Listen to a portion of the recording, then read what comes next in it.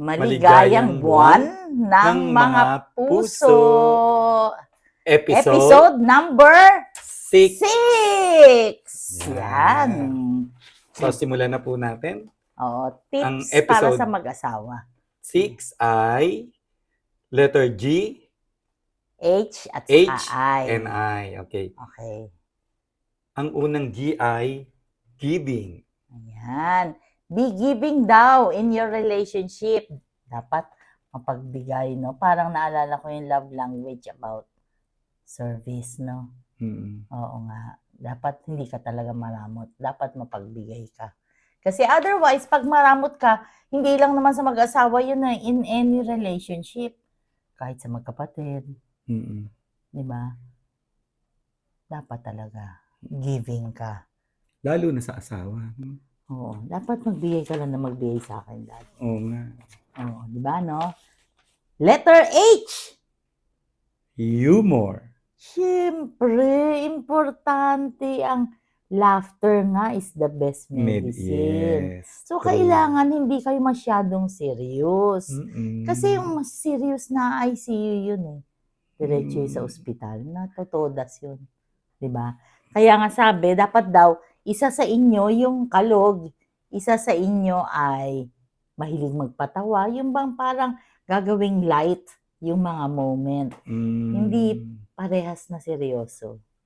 O, para merong light moment. So, kailangan ng humor sa pagsasama ng mag-asawa. Importante yun. Yes, of course. Kaya nga pag nag-i-speech, kailangan may a little bit of humor eh.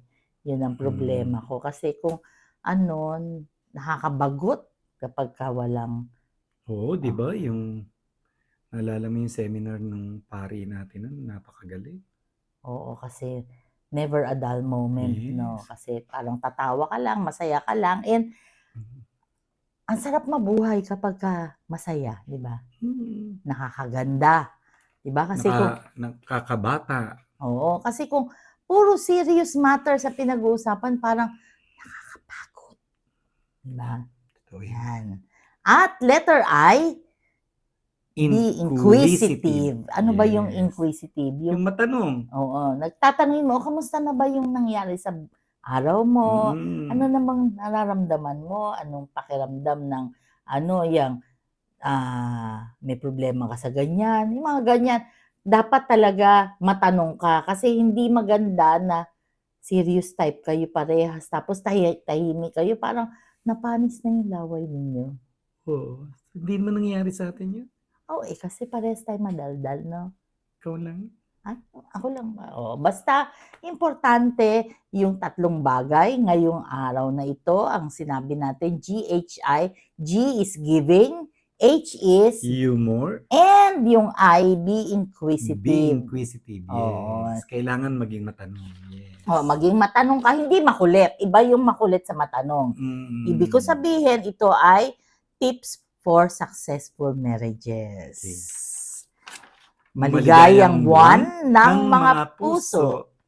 God bless us all.